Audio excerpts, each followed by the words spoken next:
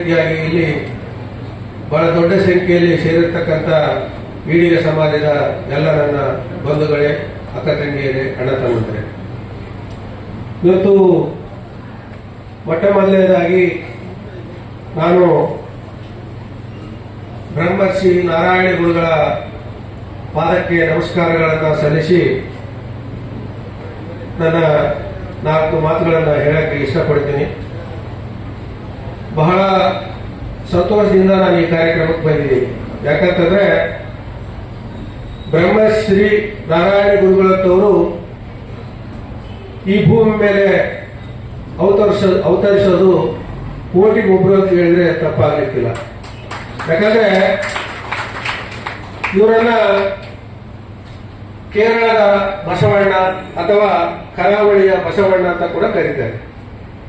ಇವರು ಯಾವ ರೀತಿ ಸುಧಾರಣೆ ಜಾರಿಗೆ ತಂದ್ರೆ, ಇಂದಿನ ಎಲ್ಲ ಏನು ಧಾರ್ಮಿಕ ನಾಯಕರು ಬಸವಣ್ಣನವರು, ಶಂಕರಾಚಾರ್ಯರು ಮತ್ತು ತಮಿಳುನಾಡಿನ ಪೆರಿಯಾರ್ ಅವರು, ಅವರೆಲ್ಲರೂ ಏನು ಸಾಮಾಜಿಕ ಮತ್ತು ಶೈಕ್ಷಣಿಕ ಸುಧಾರಣೆಯನ್ನ ತರೋದಕ್ಕೆ ಪ್ರಯತ್ನ ಮಾಡಿದ್ರು, ಅದರಲ್ಲಿರ್ತಕ್ಕಂಥ ಸಣ್ಣ ಪುಟ್ಟ ಲೋಪಗಳನ್ನ ಸರಿಪಡಿಸಿಕೊಂಡು ಇವರು ಸರಿಯಾದ ದಾರಿಯಲ್ಲಿ ಜಾರಿಗೆ ತಂದರು. ಇವರು ಹುಟ್ಟಿದ್ದು ಕೇರಳದಲ್ಲಿ ಮತ್ತು ಇವರು ಕಾರ್ಯಕ್ಷೇತ್ರ ಕೂಡ ಹೆಚ್ಚಿನ ಭಾಗ ಕೇರಳದಲ್ಲಿತ್ತು ಮತ್ತು ನಮ್ಮ ಕರಾವಳಿ ಭಾಗ ಅಂದ್ರೆ ಇವತ್ತಿನ ದಕ್ಷಿಣ ಕನ್ನಡ, ಉತ್ತರ ಕನ್ನಡ, ಉಡುಪಿ ಅಲ್ಲಿ ಅಸಮಾನತೆ ತಾಂಡವಾಡ್ತಾ ಇತ್ತು. ಅಂದ್ರೆ ಏನು ಅಲ್ಲಿ ಈಳವ ಜಾತಿ ಅಂತ ಅಂತಕ್ಕಂಥ ಒಂದು, ಇಲ್ಲಿ ನಾವೇನು ಈಡಿಗರು, ಬಿಲ್ಲವರು ಅಂತ ಏನು ಕರಿತೀವೋ ಆ ಜಾತಿಯ ಒಬ್ಬ ಮಾದನ್ ಅಂತಕ್ಕಂಥ ಒಬ್ಬ ಮನೆಯಲ್ಲಿ ಇವರು ಹುಡ್ತಾರೆ. ಅವರು ಮಾದನ್ ಅಂತಕ್ಕಂಥವರು ಒಂದು ಈ ನಾಟಿ ಔಷಧಿ ಕೊಡ್ತಕ್ಕಂಥವ್ರು ಕೂಡ ಆಗಿದ್ರು ಮತ್ತು ವಿದ್ಯಾವಂತರು ಕೂಡ ಆಗಿದ್ರು. ಅವರ ಮನೆಯಲ್ಲಿ ಹುಟ್ಟಿದ ಪರಿಣಾಮವಾಗಿ ಇವರಿಗೆ ಒಂದು ಸಂಸ್ಕಾರ, ಸಂಸ್ಕೃತಿ, ಹುಟ್ಟಿನಿಂದಲೇ ಇವರಿಗೆ ಜ್ಞಾನ ಇದೆಲ್ಲ ಕೂಡ ಇತ್ತು. ಆಮೇಲೆ ಪ್ರತಿ ವಾರಕ್ಕೊಮ್ಮೆ ಅವ್ರ ಮನೆಯಲ್ಲಿ ರಾಮಾಯಣ, ಮಹಾಭಾರತ ಈ ರೀತಿಯ ಕಾರ್ಯಕ್ರಮಗಳನ್ನ ಅಲ್ಲಿರ್ತಕ್ಕಂಥ ತಳ ಸಮುದಾಯದ ಎಲ್ಲಾ ಜನರನ್ನ ಕರೆಸಿ ಅವರಿಗೆ ರಾಮಾಯಣ, ಮಹಾಭಾರತಗಳನ್ನು ಹೇಳ್ತಕ್ಕಂಥ ಕೆಲಸ ಇವ್ರ ಮನೆಯಲ್ಲಿ ನಡೀತಾ ಇತ್ತು. ಇದರಿಂದ ಅವರು ಬಹಳಷ್ಟು ಪ್ರಭಾವಿತರಾದರು. ಅಂದ್ರೆ ಆಧ್ಯಾತ್ಮಿಕವಾಗಿ ಮತ್ತು ಏನು ಜ್ಞಾನವನ್ನ ಸಂಪಾದನೆ ಮಾಡಿದ್ರು, ಅದೇ ರೀತಿಯಾಗಿ ಈ ಸಮಾಜದಲ್ಲಿ ಇರ್ತಕ್ಕಂಥ ಒಂದು ಶೋಷಣೆಯನ್ನ ಅವರು ಗಂಡಾರೆ ಕಂಡಿದ್ರು. ಕೇರಳದ ಪರಿಸ್ಥಿತಿ ಎಷ್ಟು ಕೆಟ್ಟಿತ್ತಂದ್ರೆ ಆ ಕಾಲದಲ್ಲಿ ಇಡೀ ದೇಶದಲ್ಲಿ ಎಲ್ಲಿಯೂ ಕೂಡ ಅಂತ ಕೆಟ್ಟ ಪರಿಸ್ಥಿತಿ ಇರಲಿಲ್ಲ. ಯಾಕಂದ್ರೆ ಅಲ್ಲಿ ನಂಬೂದರಿ ಅಂತಕ್ಕಂಥ ಒಂದು ಬ್ರಾಹ್ಮಣ ಸಮುದಾಯದ ಜನ, ಇಡೀ ಏನು ತಳ ಸಮುದಾಯದ ಜನ, ಈಡಿಗರಾಗಿರ್ಬೋದು, ದಲಿತರಾಗಿರ್ಬೋದು, ಇನ್ನು ಇತರ ಹಿಂದುಳಿದ ಜಾತಿಗಳು, ಉಪ್ಪಾರು ಮತ್ತು ಬೋವಿಗಳು, ಗೊಲ್ಲರು, ಈ ರೀತಿಯಾಗಿರ್ತಕ್ಕಂಥ ಅಥವಾ ಗಂಗಾ ಮತಸ್ಥರು, ಯಾವುದೇ ಜಾತಿ ಆಗಿರ್ಬೋದು, ಅವರೆಲ್ಲರನ್ನೂ ಕೂಡ ಅಸ್ಪೃಶ್ಯರನ್ನಾಗಿ ಕೊಡ್ತಾ ಇದ್ರು. ಬೇರೆ ರಾಜ್ಯಗಳಲ್ಲಿ ಹೆಂಗಿತ್ತಂದ್ರೆ ಅಸ್ಪೃಶ್ಯರು ಅಂದ್ರೆ ಎಸ್ಟಿಗಳು ಮಾತ್ರ ಅಸ್ಪೃಶ್ಯರು. ಆದ್ರೆ ಕೇರಳದಲ್ಲಿ ಎಲ್ಲ ಹಿಂದುಳಿದ ಜಾತಿಗಳನ್ನ ಮುಟ್ಟಿಸ್ಕೊಳ್ತಿದ್ದಿಲ್ಲ, ಅಂದ್ರೆ ದೇವಸ್ಥಾನಗಳಿಗೆ ಬಿಟ್ಕೊಳ್ತಿದ್ದಿಲ್ಲ. ಇನ್ನೂ ಎಂತ ಕೆಟ್ಟ ಪದ್ಧತಿ ಇತ್ತಂದ್ರೆ ಅಲ್ಲಿ ಯಾರು ಕೂಡ ಶೂದ್ರರು, ಏನು ಹೆಣ್ಮಕ್ಳು ಸೀರೆ ಉಟ್ಕೊಂಡಿರ್ತಾರೆ, ಆದ್ರೆ ಮೇಲೆ ಕುಪ್ಸ ಉಟ್ಕೊಳ್ಳಂಗಿಲ್ಲ. ಅವರ ಸೀರೆ ಸೆರಗನ್ನ ಅಡ್ಡ ಹಾಕೊಂಡಿರ್ಬೇಕು. ಆದ್ರೆ ಆ ಬ್ರಾಹ್ಮಣರು ಬಂದಂತ ಸಂದರ್ಭದಲ್ಲಿ ಅವರಿಗೆ ಗೌರವ ಸೂಚಕವಾಗಿ ಹೆಂಗ ನಮ್ಮ ಇಲ್ಲಿ ಗಂಡ್ಮಕ್ಳು ತಮ್ಮ ಟವಲ್ ತೆಗೆದು ದೊಡ್ಡ ಗಡಿಯಾರ ಮುಂದೆ ಈ ತರ ಬಗ್ಗಿ ನಿಂತಿರ್ತಾರೋ, ಅದೇ ತರ ಹೆಣ್ಮಕ್ಳು ಬಗ್ಗಿ ನಿಂತ್ಕೊಂಡು ನಮಸ್ಕಾರ ಮಾಡ್ತಕ್ಕಂಥ ಒಂದು ಕೆಟ್ಟ ಪದ್ಧತಿ ಇತ್ತು. ನಾನು ಹೇಳಬಾರದು. ಅವರು ಹೆಣ್ಮಕ್ಳು ಆ ಒಂದು ಬ್ರಾಹ್ಮಣರಿಗೆ ಬಂದಂತ ಬ್ರಾಹ್ಮಣರಿಗೆ ತಮ್ಮ ಶರಣನ್ನು ಸರಿಸಿ ಗೌರವ ಕೊಡ್ತಕ್ಕಂಥ ಕೆಟ್ಟ ಪದ್ಧತಿ ಅಲ್ಲಿತ್ತು. ಇದರಿಂದ ಜನ ರೋಷಿ ಹೋಗಿದ್ರು. ಆದ್ರೆ ಅವರು ಬಹಳ ದೊಡ್ಡ ಜಮೀನ್ದಾರರಾಗಿದ್ರು. ಏನು ಬ್ರಾಹ್ಮಣರಿದ್ರಲ್ಲ, ದೊಡ್ಡ ದೊಡ್ಡ ಜಮೀನ್ದಾರ, ಅವ್ರ ಜಮೀನುಗಳಲ್ಲಿ ಇವ್ರು ಕೆಲಸ ಮಾಡ್ತಕ್ಕಂಥವ್ರು. ಅವ್ರ ವಿರುದ್ಧ ಮಾತಾಡ್ತಕ್ಕಂಥ ಚೈತನ್ಯ ಯಾರಿಗೂ ಇರಲಿಲ್ಲ. ಅದ್ರ ಜೊತೆಗೆ ನಮ್ಮ ಜನಗಳಲ್ಲಿ ಅಜ್ಞಾನ, ಏನು ಶೂದ್ರರು, ಅಸ್ಪೃಶ್ಯರಿದ್ರಲ್ಲ, ಅವರಿಗೆ ಅಜ್ಞಾನ ಎಷ್ಟು ಮಟ್ಟಿಗೆ ಇತ್ತಂದ್ರೆ ಅವ್ರು ಮಾಡದೇ ಇರೋದು ಕರೆಕ್ಟ್ ಅನ್ನೋ ರೀತಿಯಲ್ಲಿ ಇತ್ತು. ನಾವು ಹುಟ್ಟಿರೋದು ನಮ್ಮ ಕರ್ಮ, ಕೆಳಜಾತಿಯಲ್ಲಿ ನಾವು ಹುಟ್ಟಿದೀವಿ, ನಮ್ಮ ಕರ್ಮ. ಅವರು ದೊಡ್ಡ ಜಾತಿಯಲ್ಲಿ, ದೇವರ ಜಾತಿಯಲ್ಲಿ ಅವ್ರು ಹುಟ್ಟಿದ್ದಾರೆ. ಅದಕ್ಕಾಗಿ ಅವರು ಆ ರೀತಿ ಮಾಡೋದು ಅವ್ರ ಧರ್ಮ ಅನ್ನೋ ರೀತಿಯಲ್ಲಿ ಇವರು ಕೂಡ ವರ್ತನೆ ಮಾಡ್ತಾ ಇದ್ರು. ಆದ್ರೆ ಇವೆರಡನ್ನೂ ಸರಿ ಮಾಡ್ತಕ್ಕಂತ ಶಕ್ತಿ ಯಾವ ರೀತಿ ನಾವು ಇವ್ರನ್ನ ಸರಿ ಮಾಡ್ಬೇಕಂತ ಹೇಳಿ ಈ ನಾರಾಯಣ ಗುರುಗಳು ಆಲೋಚನೆ ಮಾಡ್ತಾರೆ. ಇವರು ಮೊದಲು ಸಂಸ್ಕೃತವನ್ನು ಕಲಿತಾರೆ. ಸಂಸ್ಕೃತ ಕಲಿತು ವೇದ ಉಪನಿಷತ್ತು ಎಲ್ಲವನ್ನು ಕೂಡ ಮೈಗೂಡಿಸ್ಕೊಳ್ತಾರೆ. ಆಗ ಅವರು ವೇದ ಉಪನಿಷತ್ತುಗಳಲ್ಲಿ ತಿಳಿದ ನಂತರ ಜನರಿಗೆ ಕರೆದು ಹೇಳ್ತಾರೆ, ವೇದ ಉಪನಿಷತ್ತುಗಳಲ್ಲಿ ಜಾತಿ ಭೇದ ಇಲ್ಲ, ಗಂಡು ಹೆಣ್ಣು ಅಂತಕ್ಕಂಥ ಭೇದ ಇಲ್ಲ. ಈ ಭೂಮಿ ಮೇಲೆ ಇರಬೇಕಾಗಿರೋದು ಒಂದೇ ಜಾತಿ, ಒಂದೇ ಮತ, ಒಂದೇ ದೇವರು ಅಂತಂದು ಹೇಳಿ ಅವರು ಇಡೀ ಏನು ವೇದ ಉಪನಿಷತ್ತುಗಳ ಸಾರವನ್ನ ಜನರಿಗೆ ಹೇಳಿದ್ರು. ಆಗ ಜನರಿಗೆ ಸ್ವಲ್ಪ ತಿಳುವಳಿಕೆ ಬಂತು. ಆದ್ರೆ ಮೇಲ್ಜಾತಿಯವರು ಇವ್ರನ್ನ ಒಪ್ಕೊಳ್ಳಿಲ್ಲ. ನಮ್ಮ ದೇವಸ್ಥಾನಗಳಿಗೆ ನಿಮ್ಮನ್ನು ಬಿಟ್ಕೊಳ್ಳೋದಿಲ್ಲ ಅಂತಂದ್ರು. ಆಗ ಏನ್ ಮಾಡಿದ್ರು ಇವರು? ತಾವೇ ದೇವಸ್ಥಾನಗಳನ್ನು ನಿರ್ಮಾಣ ಮಾಡಿದ್ರು. ಕೇರಳದಲ್ಲಿ 60ರಿಂದ 70 ದೇವಸ್ಥಾನಗಳನ್ನು ಇವರು ನಿರ್ಮಾಣ ಮಾಡಿದ್ರು. ಅಲ್ಲಿ ಹೆಂಗಿತ್ತಂತ ಪರಿಸ್ಥಿತಿ, ಯಾರು ಕೂಡ ಶೂದ್ರರು ಅಂದ್ರೆ ನಾರಾಯಣ ಗುರುಗಳು ಕೇವಲ ಒಂದು ಜಾತಿಗೆ ಸೀಮಿತ ಆದವರಲ್ಲ, ಒಂದು ಜಾತಿ ಮಾತ್ರ ಉದ್ಧಾರ ಮಾಡಲಿಲ್ಲ. ಇಡೀ ಕೇರಳದ ಎಲ್ಲ ದಮನಿತ ಶೋಷಿತ ಸಮುದಾಯಗಳನ್ನ ಉದ್ಧಾರ ಮಾಡಿದ್ರು. ಹಾಗಾಗಿ ಅವ್ರನ್ನ ಇಡೀ ಕೇರಳದಲ್ಲಿ ಅವ್ರನ್ನ ದೇವರಂತ ಹೇಳಿ ಪೂಜೆ ಮಾಡ್ತಾರೆ.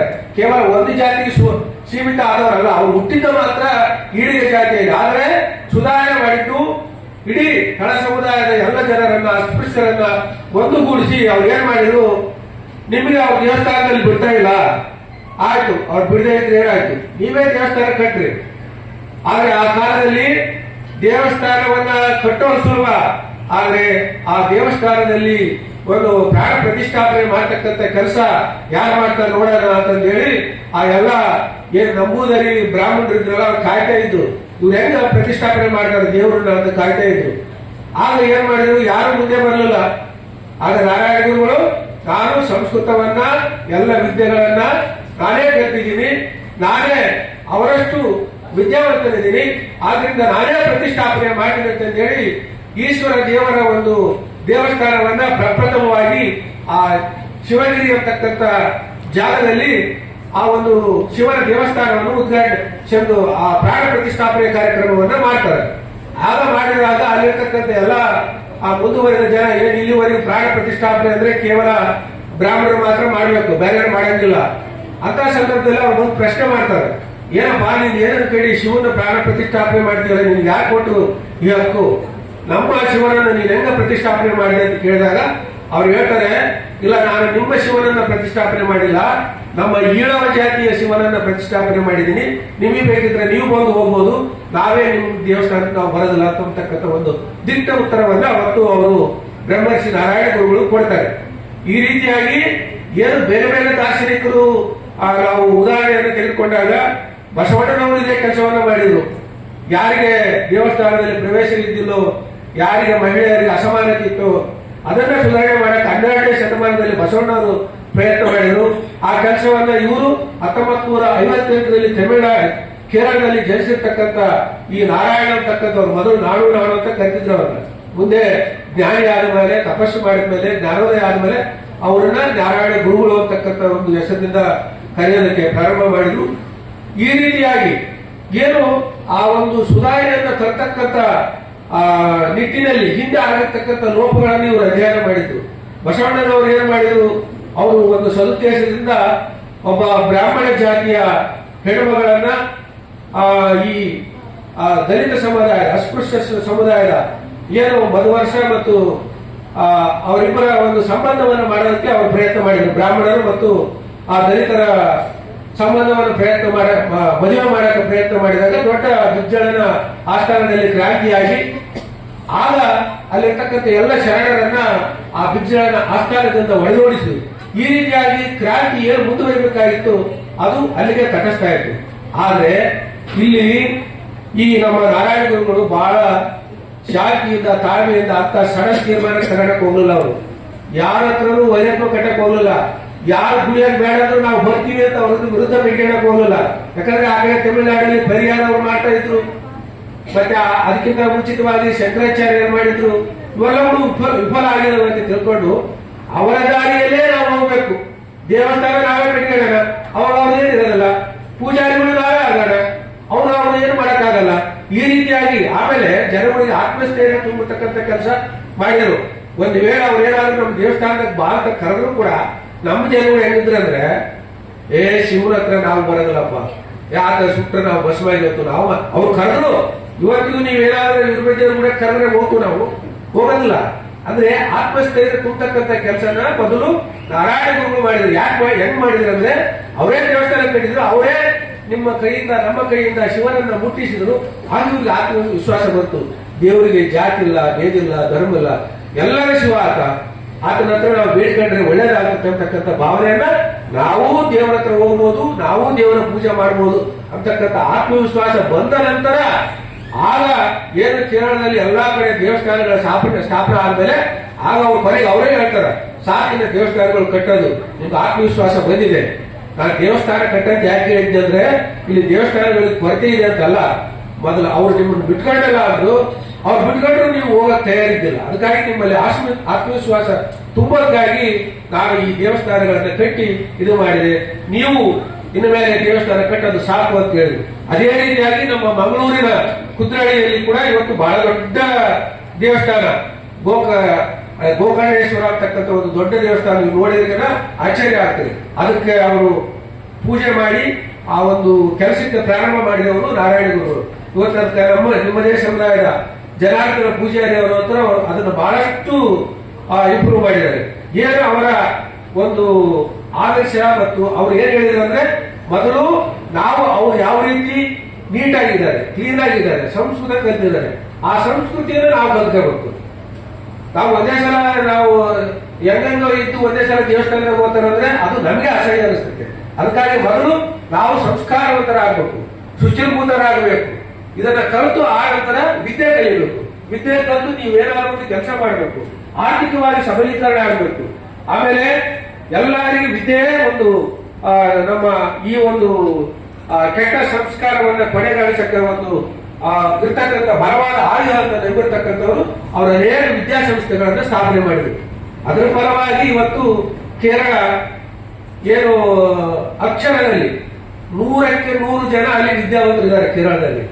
ಇವತ್ತು ಕೇರಳ ಏನಾದ್ರೂ ಮುಂದುವರೆದಿದೆ ಅಂತಂದ್ರೆ ಅದಕ್ಕೆ ಕಾರಣ ಈ ನಾರಾಯಣ ಗುರುಗಳು ಅಂತಕ್ಕಂಥ ಮಾತನ್ನ ನಾನು ಹೇಳಕ್ಕೆ ಇಷ್ಟಪಡ್ತೇನೆ. 100ಕ್ಕೆ 100ರಷ್ಟು ಅಕ್ಷರವಂತರು ಇವತ್ತು ಕೇರಳದಲ್ಲಿದ್ದಾರೆ. ಅದರ ಪರಿಣಾಮವಾಗಿ ಏನಾಗುತ್ತೆ, ದಕ್ಷಿಣ ಕನ್ನಡ, ಉಡುಪಿ, ಮಂಗಳೂರು ಇವತ್ತು ನೀವು ಒಂದು SLC ರಿಸಲ್ಟ್ ಅಥವಾ PUC ರಿಸಲ್ಟ್ ಬಂದ್ರೆ ನೀವು ನೋಡಿದ್ರಿ ಯಾವ ಜಿಲ್ಲೆ ಪ್ರಥಮ ಸ್ಥಾನದಲ್ಲಿದೆ ಅಂತ. ಅದನ್ನು ನೋಡಿದಾಗ PUC ರಿಸಲ್ಟ್ ನಲ್ಲಿ ದಕ್ಷಿಣ ಕನ್ನಡ ಮೇಲುಗೈ, ಅಥವಾ SLC ರಿಸಲ್ಟ್ ನಲ್ಲಿ ಉಡುಪಿ ಮೇಲುಗೈ. ಯಾಕಂದ್ರೆ ಆ ನಾರಾಯಣ ಗುರುಗಳ ಪ್ರಭಾವ ಅಲ್ಲಿಗೆ ಬಂದಿತ್ತು ಅಂತಕ್ಕಂಥ ಒಂದು ವಿಷಯವನ್ನ ನಾನು ಹೇಳಕ್ಕೆ ಇಷ್ಟಪಡ್ತೇನೆ.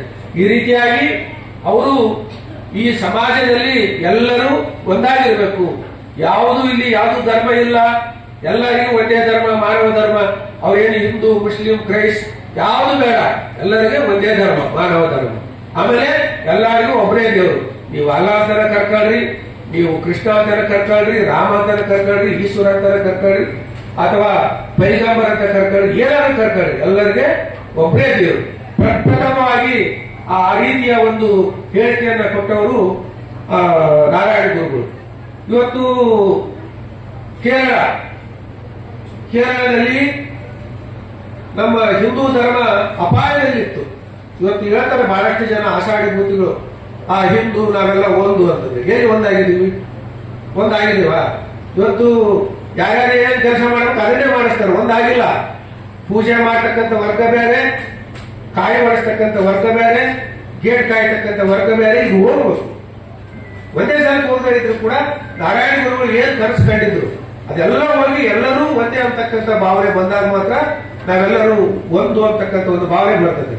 ಅವತ್ ಯಾಕೆ ಇವತ್ತಿನ ದಿವಸ ಕೇರಳದಲ್ಲಿ 55% ಹಿಂದೂಗಳಿದ್ರೆ 45% ಮುಸಲ್ಮಾನರು ಮತ್ತು ಕ್ರಿಶ್ಚಿಯನ್ಸ್ ಇದ್ದಾರೆ. ಯಾಕಿದ್ದಾರೆ ಅಂತಂದ್ರೆ ಇವರ ಒಂದು ಏನು ಮೇಲ್ಜಾತಿಯವರ ಒಂದು ದೌರ್ಜನ್ಯವನ್ನು ತಾಳಲಾದ ಅನೇಕ ಜನ ಅವತ್ತು ಮತಾಂತರ ಹೊಂದಿದ್ರು. ಕ್ರಿಶ್ಚಿಯನ್ಸ್ಗೆ ಮತಾಂತರ ಹೊಂದಿದ್ರೆ ಆಗಿನ ಬ್ರಿಟಿಷ್ ಸರ್ಕಾರ ಅವರಿಗೆ ಆಶ್ರಯ ಕೊಡ್ತಾ ಇತ್ತು. ಅಂದ್ರೆ ನೀವು ದೇವಸ್ಥಾನಕ್ಕೆ ಹೋಗೋದು ಆತರ ಏನಿಲ್ಲ, ಚರ್ಚ್ನಲ್ಲಿ ಎಲ್ಲರೂ ಬಿಟ್ಟಾಕ್ತಿದ್ರು ಅವರು. ಆಮೇಲೆ ಮುಸಲ್ಮಾನರಿಗೆ ಮತಾಂತರ ಹೊಂದಿದ್ರೆ ಆಗಿನ ಮುಸಲ್ಮಾನ ದೊರೆಗಳು ಅವರಿಗೆ ಅಭಯವನ್ನು ಕೊಡ್ತಾ ಇದ್ರು. ಆದ್ರೆ ನಮ್ಮ ಹಿಂದೂಗಳಿಗೆ ಅಭಯವನ್ನು ಕೊಡ್ತಕ್ಕಂಥವ್ರು ಯಾರು ಇದ್ದಿಲ್ಲ. ಆ ಸಂದರ್ಭದಲ್ಲಿ ಮಹರ್ಷಿ ನಾರಾಯಣ ಗುರುಗಳು ಅಭಯವನ್ನು ಕೊಟ್ಟರು. ನೀವು ಯಾರು ಕೂಡ ಬೇರೆ ಬೇರೆ ಧರ್ಮಕ್ಕೆ ಹೋಗಬೇಡ್ರಿ, ನಮ್ಮ ಧರ್ಮದಲ್ಲೇ ನಿಮಗೆ ಗೌರವವನ್ನು ಕೊಡ್ತಕ್ಕಂಥ ಕೆಲಸ ಮಾಡ್ತೀನಿ ಅಂತಕ್ಕಂಥದ್ದು ಹೇಳಿ ಇವತ್ತು ಕೇರಳದಲ್ಲಿ ಏನಾದ್ರೂ ಹಿಂದೂ ಧರ್ಮ ಉಳಿದಿದ್ರೆ ಅದಕ್ಕೆ ಬ್ರಹ್ಮರ್ಷಿ ನಾರಾಯಣ ಗುರುಗಳು ಕಾರಣ ಅಂತಕ್ಕಂಥ ಮಾತನ್ನ ನಾನು ಹೇಳಕ್ಕೆ ಇಷ್ಟಪಡ್ತೇನೆ. ಎಲ್ಲಿವರೆಗೂ ಈ ಸಮಾಜದಲ್ಲಿ ತಾರತಮ್ಯ ಅಂತಕ್ಕಂಥದ್ದು ಇರುತ್ತದೋ ಅಲ್ಲಿವರೆಗೂ ಕೂಡ ಈ ಮತಾಂತರ ಅಂತಕ್ಕಂಥದ್ದಾಗಲಿ ಇನ್ನೊಂದಾಗಲಿ ಕೆಟ್ಟ ಪರಿಣಾಮಗಳು ಇರ್ತವೆ. ಎಲ್ಲಿ ಯಾವಾಗ ನಾವೆಲ್ಲರೂ ಒಂದೇ ಅಂತಕ್ಕಂಥ ಒಂದು ಆ ಭಾವನೆಗಳನ್ನ ಏನ್ ನಾರಾಯಣ ಗುರುಗಳು ಕನಸಿಕೊಂಡಿದ್ರು ಅದು ನಿಜ ಆದಾಗ ಮಾತ್ರ ಎಲ್ಲರೂ ಈ ಒಂದೇ ಧರ್ಮ, ಒಂದೇ ಜಾತಿ, ಒಂದೇ ದೇವರು ಅವರು ಪೂಜೆ ಮಾಡಿ ಬೇರೆ ಪೂಜೆ ಮಾಡಿದ್ರೆ ಅವರು ಯೇಸು ಪೂಜೆ ಮಾಡಿದ್ರೆ ನಾವು ಇಲ್ಲಿಂದ ನಿಂತ್ಕೊಂಡು ಅದನ್ನ ರಾಮನ ರೂಪದಲ್ಲಿ ನೋಡಬಹುದು. ಅಥವಾ ಅವರು ಯಾರನ್ನ ಮಹಮ್ಮದ್ ಅಲ್ಲಾ ರೂಪ ಪೂಜೆ ಮಾಡಿದ್ರೆ ನಮ್ಮ ಮನಸ್ಸಿನಲ್ಲಿ ನಾವು ಕೃಷ್ಣನ ರೂಪದಲ್ಲಿ ನೋಡಬಹುದು. ಅದು ಗಡ್ಡಿಪಡಿಸ್ತಕ್ಕಂಥ ಕೆಲಸ ಏನೈತೆ. ಅವರು ಕೂಡ ಅದೇ ರೀತಿಯಾಗಿ ನಮ್ಮ ದೇವರನ್ನ ರಾಮ, ಕೃಷ್ಣ, ಈಶ್ವರ ಇವ್ರನ್ನ ತಮ್ಮ ಅಲ್ಲಾ ರೂಪದಲ್ಲಿ ನೋಡ್ಕೊಳ್ಳಿ. ನಾನು ಎರಡೂ ಕಡೆಗೆ ಹೇಳ್ತೀನಿ, ಯಾವುದೇ ಮತೀಯವಾದ ಮುಸ್ಲಿಮರು ಮಾಡಿದ್ರು ತಪ್ಪೆ, ಕ್ರಿಶ್ಚಿಯನ್ರು ಮಾಡಿದ್ರು ತಪ್ಪೆ, ಹಿಂದೂಗಳು ಮಾಡಿದ್ರೆ ತಪ್ಪೆ.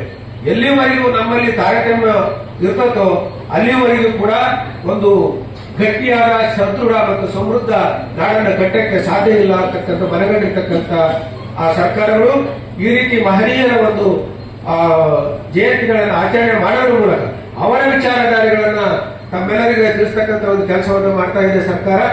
ಅದೇ ರೀತಿಯಾಗಿ ನಿಮ್ಮ ಏನು ನಮ್ಮ ಈಡಿನ ಸಮಾಜದಲ್ಲಿ ಕೂಡ ಬಹಳಷ್ಟು ಜನ ನಾಯಕತ್ವದ ಗುಣವುಳ್ಳವರು. ಏನಂದ್ರೆ ಮೊದಲು ಮೂಲತಃ ಸೇರಿ ವ್ಯಾಪಾರ ಮಾಡತಕ್ಕಂಥ ಒಂದು ಕುಲಕಸಬು ಇದ್ರೂ ಕೂಡ ಅದಾದ ನಂತರ ಅವ್ರು ಎಷ್ಟು ಕಾರ್ಯಕ್ಕೆ ನಿಷ್ಠೆ ಇತ್ತಂದ್ರೆ ನಾವು ಸಣ್ಣ ಹುಡುಗರಿದ್ದಾಗ ನೋಡ್ತಾ ಇದ್ವಿ. ನಮ್ಮ ಸ್ವಂತ ಊರು ಪಟ್ನಿಸರದು, ಅಲ್ಲಿ ಓರ್ವಾಯ್ ಕ್ರಾಸಿಗೆ ಒಂದು ಬಂಡಿ ಬರೋದು, ಇದು ಸೇಂದಿ ಇದು ಬರೋದು ಲಾರಿ. ಆ ಕ್ರಾಸಿಗೆ ಬಂದ್ರೆ ಆ ಸೇಂದಿ ಆ ಬಾಟ್ಲಿಗಳನ್ನ ಇಸ್ಕೊಂಡು ಅದಕ್ಕೆ ಪೂಜೆ ಮಾಡ್ತಾ ಇದ್ವಿ ಆ ಬಂಡಿಗೆ ಮತ್ತು ಅವಕ್ಕೆಲ್ಲ. ಈ ಕಡೆ ಕುಡ್ತೀನಿ 7 ವೆಚ್ಚಿನಿಂದ ಕುಡ್ತೀನಿ ಬರೋದು. ಅವರು ಎಷ್ಟು ನಿಷ್ಠೆಯಿಂದ ಎಷ್ಟು ಟೈಮ್ ಮೇಂಟೈನ್ ಮಾಡ್ತಕ್ಕಂದ್ರೆ ಕರೆಕ್ಟ್ ನೀವು ವಾಚ್ ಏನಾದ್ರೂ ಕೆಟ್ಟೋಗಿದ್ರೆ ಈ ಸೇಂದಿ ಬಂಡಿ ಬಂದ್ರೆ ಟೈಮ್ ಇಟ್ಕೋಬಹುದು. ಅಷ್ಟು ಕರೆಕ್ಟ್ ಆಗಿ ಟೈಮ್ ಬರೋದು. 9 ಗಂಟೆಗೆ ಕರೆಕ್ಟ್ ಆಗಿ ಕುಡ್ತೀನಿ ಬಿಡೋರು. 10ವರೆಗೆಲ್ಲ ಅಲ್ಲಿ ಮಧ್ಯದಲ್ಲಿ ಇರ್ತಕ್ಕಂಥ ಕೆನಾಲ್ ಹತ್ರ ಬರೋದು. ಅಷ್ಟು ಒಂದು ಕಾಯಕ ನಿಷ್ಠೆಯಿಂದ ಮನುಷ್ಯ ಮೇಲ್ ಬರೋದಕ್ಕೆ ಸಾಧ್ಯ ಎಂಬಂತೆ ಇವತ್ತು ಅನೇಕ ಜನ ನಿಮ್ಮಲ್ಲಿಯೂ ಕೂಡ ಒಳ್ಳೊಳ್ಳೆ ಕೆಲಸದಲ್ಲಿದ್ದಾರೆ, ಯಾಕಂದ್ರೆ ಉದ್ಯೋಗದಲ್ಲಿದ್ದಾರೆ, ರಾಜಕಾರಣದಲ್ಲಿದ್ದಾರೆ.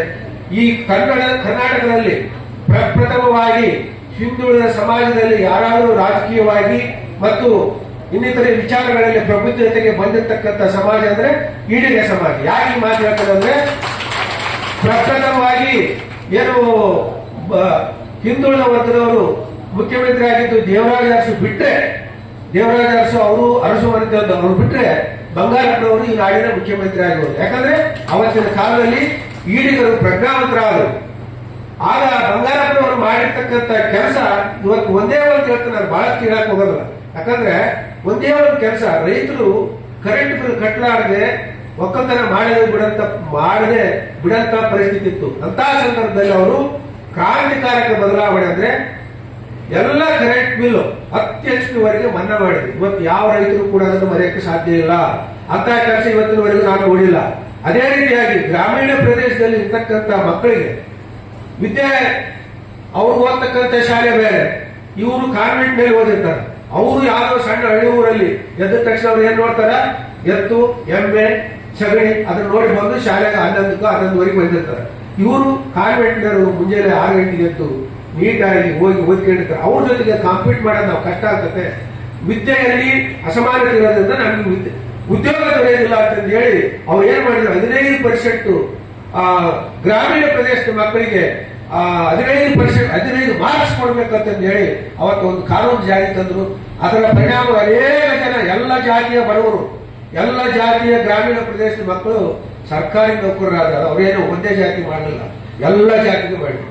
ಈ ರೀತಿಯಾಗಿ ನಾಯಕತ್ವದ ಗುಣ ಅವತ್ತು ನಾರಾಯಣ ಗುರುಗಳಿಂದ ನಿಮ್ಮ ಜಾತಿಗೆ ಬಂದಿದೆ ಅಂತಂದು ಹೇಳಿ ಪ್ರಪ್ರಥಮವಾಗಿ ಯಾವ್ದಾದ್ರು ಹಿಂದುಳಿದ ವರ್ಗಕ್ಕೆ ಬಂದಿದ್ರೆ ಅದು ಈಡಿನ ಜಾತಿಗೆ ಅಂತ ನಾನು ಹೆಮ್ಮೆಯಲ್ಲಿ ಹೇಳಕ್ಕೆ ಇಷ್ಟಪಡ್ತೀನಿ. ಯಾಕಂದ್ರೆ ಅನೇಕ ಮಂದಿ ನಾನು ಹೆಸರು ಹೇಳಬಹುದು. ಜನಾರ್ದನ ಪೂಜೆ ಅವರು ನಿಮ್ಮವರೇ, BK ಹರಿಪ್ರಸಾದ್ ಇರೋದು ಇವತ್ತು ನಿಮ್ಮವರೇ, ಮಾಲಕೈ ಗುತ್ತೇದಾರ್ ಇದ್ದಾರೆ. ನಮ್ಮ ಬಳ್ಳಾರಿ, ರಾಯಚೂರು, ಕೊಪ್ಪಳದಲ್ಲಿ ಕೊಡುಗೈ ದಾನಿಗಳಾಗಿ ಎಲ್ಲ ಕಾರ್ಯಗಳಲ್ಲಿ ಮುಂಚೂಣಿಯಲ್ಲಿರ್ತಕ್ಕಂಥವ್ರು, ಆಗಿನ ಕಾಲಕ್ಕೆ MP ಆಗಿರ್ತಕ್ಕಂಥವ್ರು HRG ಶ್ರೀರಾಮುಲು ಅವರು ಇದ್ದಾರೆ. ಅವ್ರು ಎಷ್ಟು ಪುಣ್ಯ ಕಾರ್ಯಗಳನ್ನು ಮಾಡಿದ್ದಾರೆ ಅಂದ್ರೆ, ಇಲ್ಲಿ ಎಲ್ಲರಿಗೂ ಮಾಡಕ್ಕಾಗದೇ ಇರ್ಬೋದು, ಕೆಲವರಿಗೆ ಆ ಫಲಾನುಭವ ಇದ್ದೇ ಇರ್ತದೆ. ಆದ್ರೆ ನಿಮ್ಮ ಸಮುದಾಯದಲ್ಲಿ ಒಂದು ನಾಯಕತ್ವದ ಗುಣ ಇದೆ ಅಂತಕ್ಕಂಥ ಉದ್ದೇಶಕ್ಕಾಗಿ ನಾನು ಈ ಮಾತನ್ನು ಹೇಳ್ತಾ ಇದ್ದೇನೆ. ಅದು ಎಲ್ಲಿಂದ ಬಂತು ನಿಮ್ಗೆ ಈ ನಾಯಕತ್ವದ ಗುಣ ಅಂದ್ರೆ, ಅದಕ್ಕೆ ಬುನಾದಿ ಬ್ರಹ್ಮಶ್ರೀ ನಾರಾಯಣ ಗುರುಗಳು ಕಲಿಸಿರ್ತಕ್ಕಂಥ ಒಂದು ಪಾಠದಿಂದ ಒಟ್ಟಲ್ಲಿ ನಮ್ಗೆಲ್ಲರಿಗೂ ಮುಂಚಿತವಾಗಿ ನಿಮಗೆ ನಾಯಕತ್ವದ ಗುಣ ಬಂತು ಅಂತಕ್ಕಂಥ ಮಾತನ್ನ ನಾನು ಹೇಳಕ್ಕೆ ಇಷ್ಟಪಡ್ತೇನೆ. ಯಾಕಂದ್ರೆ 1985 ನಿಮ್ಮ ಈಡಿಗರ ಸಮಾನ, ಈಡಿಗರು ಬಿಲ್ಲವರು ಏನು ಬೇರೆ ಬೇರೆ ಜಾತಿಯನ್ನು ಕಟ್ಟಿ, ಆ ಸಮಯದಲ್ಲಿ 85ರಲ್ಲಿ 12 ಜನ MLAಗಳು ವಿಧಾನಸಭೆಯಲ್ಲಿ ಇದ್ರು ಈಡಿಗ ಸಮುದಾಯದಲ್ಲಿ. ಅಂದ್ರೆ ಹಿಂದುಳಿದ ವರ್ಗದ ಜಾಗೃತಿ ಹೊಂದಿರತಕ್ಕಂಥ ಪ್ರಪ್ರಥಮ ಜಾತಿ ಕರ್ನಾಟಕದಲ್ಲಿದ್ರೆ ಅದು ನಿಮ್ಮ ಈಡಿಗ ಸಮುದಾಯ. ಯಾಕಂತಂದ್ರೆ ನಿಮಗೆ ಕಾಯಕದಲ್ಲಿ ನಿಷ್ಠೆ ಮತ್ತು ಹೇಳಿದ ಮಾತನ್ನ ಕರೆಕ್ಟ್ ಆಗಿ ಮಾಡತಕ್ಕಂಥ ಒಂದು ಕೊಟ್ಟ ಮಾತನ್ನ ಅಥವಾ ಹೇಳಿದ ಮಾತನ್ನ ನಡೆಸಿಕೊಡ್ತಕ್ಕಂಥ ಗುಣ ಇರೋದ್ರಿಂದ ನೀವು ಒಂದು ಒಳ್ಳೆಯ ಸ್ಥಾನದಲ್ಲಿ ಇವತ್ತು ಇದ್ದೀರಿ. ಇನ್ನೂ ಕೂಡ ನಮ್ಮಲ್ಲಿ ಹಳ್ಳಿಗಳಲ್ಲಿ ಅನೇಕ ಜನ ಬಡವರಿದ್ದಾರೆ, ಅವಿದ್ಯಾವಂತರಿದ್ದಾರೆ. ಅವರೆಲ್ಲರಿಗೂ ಕೂಡ ಯಾರು ಮುಂದುವರಿಸುತ್ತಾರೋ ಅವರು ಅವರಿಗೆ ಸಹಾಯ ಮಾಡೋದ್ರ ಮೂಲಕ ಎಲ್ಲರ ಸಮಾಜ ಮಾಡಕ್ಕೆ ನಾವು ಪ್ರಯತ್ನ ಮಾಡೋಣ. ಅದರಲ್ಲಿ ವಿಶೇಷವಾಗಿ ನಮ್ಮ ಸಿದ್ದರಾಮಯ್ಯ ಅವರ ನೇತೃತ್ವದ ಸರ್ಕಾರ ನನ್ನನ್ನು ಬಳ್ಳಾರಿ ಜಿಲ್ಲೆ 5 ಗ್ಯಾರಂಟಿಗಳ ಅಧ್ಯಕ್ಷನನ್ನಾಗಿ ಮಾಡಿದೆ. ಇದು ಸಿದ್ದರಾಮಯ್ಯ ಅವರ ಉದ್ದೇಶ ಕೂಡ ಅದೇ ಆಗಿತ್ತು. ನಾರಾಯಣ ಗುರುಗಳ ಉದ್ದೇಶ ಏನಾಗಿತ್ತು? ಸಮಾಜವನ್ನ ನಿರ್ಮಾಣ ಮಾಡಬೇಕು, ಯಾರು ಕೂಡ ಹಸಿವಿನಿಂದ ಮಲಗಬಾರದು ಅಂತ ಹೇಳಿ ಪ್ರತಿಯೊಬ್ಬ ವ್ಯಕ್ತಿಗೆ 10 ಕೆಜಿ ಅಕ್ಕಿಯನ್ನ ಕೊಡ್ತಕ್ಕಂಥ ಕೆಲಸವನ್ನ ನಮ್ಮ ಸಿದ್ದರಾಮಯ್ಯ ಅವರು DK ಶಿವಕುಮಾರ್ ನೇತೃತ್ವದ ಸರ್ಕಾರ ಮಾಡ್ತಾ ಇದೆ. ಅದೇ ರೀತಿಯಾಗಿ ಯಾರು ಕೂಡ ಕತ್ತಲಿನಲ್ಲಿ ಇರಬಾರದು ಬಡವರು ಅಂತ ಹೇಳಿ 200 ಯೂನಿಟ್ ವರೆಗೆ ಉಚಿತವಾಗಿರ್ತಕ್ಕಂಥ ವಿದ್ಯುತ್ ಕೊಡ್ತಾ ಇದೆ. ಅದೇ ರೀತಿಯಾಗಿ ಮತ್ತೆ ವಿದ್ಯಾವಂತ ಯುವಕರಿಗೆ ಡಿಗ್ರಿ ಮಾಡಿದವರಿಗೆ 3,000 ಮತ್ತು ಈ ಒಂದು ಡಿಪ್ಲೊಮಾ ಮಾಡಿದವರಿಗೆ 15,000 ಕೊಡ್ತಾ ಇದೆ. ಮತ್ತು ಒಂದು ಸಮಾಜ ಕಟ್ಟಬೇಕಂತಂದ್ರೆ ಏನು ನಾನು ಹಿಂದೆ ಹೇಳಿದೆ, ಕೇರಳದಲ್ಲಿ ಮಹಿಳೆಯರನ್ನು ಎಷ್ಟು ಹೀನಾಯವಾಗಿ ಕಾಡ್ತಾ ಇದ್ರಂದ್ರೆ ಅಲ್ಲಿ ಮಹಿಳೆಯರಾಗಿ ಹುಟ್ಟದೇ ತಪ್ಪೇನಪ್ಪ ಅಂತ ಭಾವಿಸ್ಬಿಟ್ಟಿದ್ರು. ಅದಕ್ಕಾಗಿ ಈ ಸಮಾಜ ಸದೃಢ ಆಗ್ಬೇಕಂದ್ರೆ ಮೊದಲು ಮಹಿಳೆಯರ ಸಬಲೀಕರಣ ಆಗಬೇಕು. ಫಸ್ಟ್ ಅವ್ರು ಊರು ಬಿಟ್ಟು ಇನ್ನೊಂದು ಊರಿಗೆ ಹೋಗೋದಕ್ಕೆ ಕರೀಲಿ, ಅದು ಒಳ್ಳೇದು ಕೆಟ್ಟದ್ದು. ಆಮೇಲೆ ಅವ್ರು ಶಾಲೆಗೆ ಹೋಗ್ತಾರೋ, ಆಫೀಸ್ಗೆ ಹೋಗ್ತಾರೋ. ಇವತ್ತು ಭಾಷೆ ಮೊದಲು ಎಲ್ಲಿಗಾರ ಬಳ್ಳಾರಿಗೆ ಹೋಗ್ಬೇಕಂದ್ರೆ ನೀವು ಬರ್ತೀರಿ ನಮ್ಮ ಜೊತೆಗೆ ಆಗ್ತದೆ ನಮ್ಮ ಮನೆಯಾಗ. ಈಗ ನಂಗೆ ಅನ್ನೋದಿಲ್ಲ, ನಾವು ಹೋಗ್ತೀವಿ ಅರ್ಧ ವರ್ಷ ನಮ್ದೇ ಇರ್ತದೆ. ಯಾಕಂದ್ರೆ ಹೆಣ್ಮಕ್ಳು 50% ಇರ್ತಾರೆ. ಅಂದ್ರೆ ಒಂದು ಸಮಾಜ ನಿರ್ಮಾಣ ಆಗಬೇಕು, ಹೆಣ್ಮಕ್ಳಲ್ಲಿ ಒಂದು ಧೈರ್ಯ ಬರ್ಬೇಕಂತ ಏನು ನಾರಾಯಣ ಗುರುಗಳು ಕನಸ್ಕೊಂಡಿದ್ರು ಅದನ್ನ ನಮ್ಮ ಸಿದ್ದರಾಮಯ್ಯ ಸರ್ಕಾರ ಇವತ್ತು ಮಾಡ್ತಾ ಇದೆ. ಹೆಣ್ಮಕ್ಳು ಸಬಲೀಕರಣ ಮಾಡಿ ಬಹಳ ಖುಷಿ ಆಗಿರೋದು. ಯಾವ ಕಾರ್ಯಕ್ರಮದಲ್ಲೂ ಈ ತರ 50% ಹೆಣ್ಮಕ್ಳನ್ನ ನೋಡಿದ್ದಲ್ಲಿ ಇವತ್ತು ನಾನು 5 ಗ್ಯಾರಂಟಿ ಮನುಷ್ಯ ಅಧ್ಯಕ್ಷನಾಗಿ ಈ ರೀತಿಯಾಗಿ ಸಮಾಜ ಅಂದ್ರೆ ಅವ್ರು 8 ಜನ ಇರ್ತಾರ, ನೀವು 8 ಜನ ಎಲ್ಲಾ ಕಾರ್ಯಕ್ರಮದಲ್ಲಿ ಎಲ್ಲಾ ಕೆಲಸದಲ್ಲಿ ನೀವೇ ಮುಂದೆ ಇರ್ತೀರಿ ಬಿಡ್ರಿ. ಅದ್ರಿಗೇನು ಇದಿಲ್ಲ, ಯಾಕಂದ್ರೆ ಮನೆಯ ಕೆಲಸ ಮಾಡೋದ್ರಲ್ಲಿ ಇನ್ನೊಂದರಲ್ಲಿ ಎಲ್ಲದರಲ್ಲಿ ನೀವೇ ಮುಂದಿರ್ತೀರಿ. ಈ ರೀತಿಯಾಗಿ ನಾವು ನಮ್ಮ ಸರ್ಕಾರ ಮತ್ತು ಬ್ರಹ್ಮ ನಾರಾಯಣ ಗುರುಗಳ ಕನಸು ಏನಾಗಿತ್ತು ಅದನ್ನ ಈಡೇರಿಸುವ ನಿಟ್ಟಿನಲ್ಲಿ ನಾವು ಕೆಲಸ ಮಾಡ್ತಾ ಇದ್ದೀವಿ. ನೀವು ಕೂಡ ಆ ನಿಟ್ಟಿನಲ್ಲಿ ಕೆಲಸ ಮಾಡಿ. ಯಾಕಂದ್ರೆ ಮೊದಲು ನಾವು 2000 ಹಾಕುವಂದಾಗ ಅನೇಕರು ಟೀಕೆ ಮಾಡಿದ್ರು, ಏನಪ್ಪ ಇವರು 2000 ಹಾಕಿದ್ರಿಗಿನ ಅತ್ತೆ ಸೊಸೆಗೆ ಜಗಳ ಮಾಡಕ್ ಇರ್ತಾರೆ ಅಂತ. ಇವತ್ತೇ ಯಾವ ಅತ್ತೆ ಸೊಸೆ ಯಾರು ಜಗಳ ಮಾಡ್ತಾ ಇಲ್ಲ, ಆರಾಮಾಗಿದ್ದಲ್ಲ ಅವ್ರು ಮಾಡಿರೋದು. 2,000 ರೂಪಾಯಿ ಬಂದ್ರೆ ಯಾರೋ ಬಡವರು ಖರ್ಚಿಗೆ ಆಗ್ತದೆ. ಆಮೇಲೆ ಯಾರು ಏನಾದ್ರು ಟೀಕೆ ಮಾಡಿದ್ರು, ಆದ್ರೆ ನಾವೆಲ್ಲರೂ ಕೂಡ ನಮ್ಮ ಸರ್ಕಾರದ ಮೇಲೆ ತಮ್ಮ ಎಲ್ಲರ ಮಹಿಳೆಯರ ಮತ್ತು ನಿಮಗೆ 2,000 ಬಂದ್ರೆ ಅವ್ರು ಕೇಳೋದು ಕಡಿಮೆ ಐತೆ, ಅವ್ರಿಗೂ ಕೂಡ ಖುಷಿ ಆಗಿರುತ್ತೆ. ಯಾಕಂದ್ರೆ ಎಲ್ಲಿಗಾದ್ರೂ ಹೋಗ್ಬೇಕಂದ್ರೆ ಹೇಳಿದ ತಕ್ಷಣ ಬಸ್ ಫ್ರೀ ಐತೆ, ನಿಮ್ಮ ಹತ್ರ 2,000 ಇರ್ತದೆ. ಎಲ್ಲಿಗಾದ್ರೂ ದೇವಸ್ಥಾನಕ್ಕೋ ತವ್ರ ಮನೆಗೋ ಎಲ್ಲಿಗಾದ್ರೂ ಹೋಗ್ಬೇಕಂದ್ರೆ ಏನ್ ತೊಂದರೆದಾಗ ಹೋಗ್ತಾ ಇದ್ರೆ ಅವರು ಕೂಡ ಆರಾಮಾಗಿದ್ದಾರೆ. ಈ ರೀತಿಯಾಗಿ ಆ ನಾರಾಯಣ ಗುರುಗಳು ಏನು ಸಮಾಜದ ಕನಸನ್ನ ಕಂಡಿದ್ರು ಅದು ನನಸಾಗಲಿ ಅಂತ ಹೇಳ್ತಕ್ಕಂಥ ಮಾತನ್ನು ಹೇಳಿ ಇವತ್ತು ನಾನು ಬಹಳ ಮಾತಾಡಿದೆ. ಸಾಮಾನ್ಯವಾಗಿ ನಾನು ಇಷ್ಟು ಮಾತಾಡೋದು ಯಾಕಂದ್ರೆ ತುಂಬಾ ನನಗೆ ಇಷ್ಟವಾಗಿರ್ತಕ್ಕಂಥ ವಿಚಾರ. ಯಾಕಂದ್ರೆ ಸಮಾಜದ ನಿರ್ಮಾಣದ ಕನಸು ಹೊತ್ತಿರ್ತಕ್ಕಂಥದ್ದು ನಾರಾಯಣ ಗುರುಗಳು. ಅವ್ರ ವಿಷಯ ಮಾತಾಡೋದಕ್ಕೆ ಮತ್ತೆ ಉದ್ಘಾಟಕನಾಗಿ ನಾನೇ ನನ್ನ ಮೇಲೆ 15 ಜನ ಇದ್ದಾರೆ. ನೀವು ಈ ಕಾರ್ಡ್ ನೋಡಿದ್ರೆ ಇದರಲ್ಲಿ 15 ಜನ ಇದ್ದಾರೆ. 16ನೇ ನಾನು ಲಾಸ್ಟ್ನೇ. ಆದ್ರೆ ಇವತ್ತು ಅಂತ ಸೌಭಾಗ್ಯ ಸಿಕ್ಕತ್ ನನಗೆ. ಈ ನಮ್ಮ ಬಂಧುಗಳ ಬಗ್ಗೆ ನಾನು ಕೂಡ ಯಾದವ ಸಮಾಜಕ್ಕೆ ಸೇರಿರ್ತಕ್ಕಂಥ ಒಂದು ಹಿಂದುಳಿದ ಜಾತಿಯಿಂದ ಬಂದಿರತಕ್ಕಂಥವನು. ಮತ್ತು ಗ್ರಾಮೀಣ ಪ್ರದೇಶ ಪಟ್ಟಣ ಜನರಿಂದ ಬಂದಿರತಕ್ಕಂಥವ್ರು ಯಾರ್ಯಾರು 5 ಗ್ಯಾರಂಟಿ ಬಗ್ಗೆ ಯಾವ್ದಾದ್ರು ಒಂದು ತಾಂತ್ರಿಕ ಕಾರಣದಿಂದ ಬರದೇ ಇದ್ರೆ, ನಿಮ್ಮಲ್ಲಿ ಯಾರೇ ಆದ್ರೂ ಕೂಡ ನನ್ನ ವಾಟ್ಸಪ್ಗೆ ನಿಮ್ಗೆ ದುಡ್ಡು 2,000 ಬರದೇ ಇದ್ರೆ ಅಥವಾ ಅಕ್ಕಿ ಬರದೇ ಇದ್ರೆ, ಯಾವುದೇ ಸಮಸ್ಯೆ ಇದ್ರೆ 5 ಗ್ಯಾರಂಟಿಗೆ ಸಂಬಂಧಪಟ್ಟಂಗೆ ನನಗೆ ಕಾಂಟ್ಯಾಕ್ಟ್ ಮಾಡಿದ್ರೆ ಖಂಡಿತವಾಗಿ ನಾನು ವಾಟ್ಸಪ್ನಲ್ಲೇ ಅವರಿಗೆ ಪರಿಹಾರವನ್ನು ಕೊಡ್ತಕ್ಕಂಥ ಕೆಲಸ ಮಾಡ್ತೀನಿ. ಯಾರೇನು ನಮ್ಮ ಆಫೀಸ್ ಜಿಲ್ಲಾ ಪರಿಷತ್ನಲ್ಲಿದೆ, ಅಲ್ಲಿ ಬರ್ತಕ್ಕಂಥ ಅವಶ್ಯಕತೆ ಇಲ್ಲ. ಪೂರಾ ಏನಾದರೂ ಹೆಚ್ಚಿನ ತಾಂತ್ರಿಕ ತೊಂದರೆ ಇದ್ರೆ ಮಾತ್ರ ನಾನು ಆಫೀಸಿಗೆ ಬರೋಕ್ಕೆ ಕೇಳ್ತೀನಿ. ವಾಟ್ಸಪ್ನಲ್ಲೇ ಆ ಕೆಲಸ ಮಾಡಿಕೊಡ್ತಕ್ಕಂಥ ಕೆಲಸ ಮಾಡಿಕೊಡ್ತೀನಿ. ಮತ್ತೆ ಎಲ್ಲರಿಗೂ ಕೂಡ ನಮ್ಮ ಇಲಾಖೆಯವರಿಗೆ ಎಲ್ಲರಿಗೂ ತಮ್ಮೆಲ್ಲರಿಗೂ ಮತ್ತೆ ವಂಚಿ ನನ್ನ ಮಾತುಗಳನ್ನು ಮುಗಿಸ್ತಾ ಇದ್ದೀನಿ. ಜೈ ಹಿಂದ್, ಜೈ ಕರ್ನಾಟಕ, ಜೈ ನಾರಾಯಣ.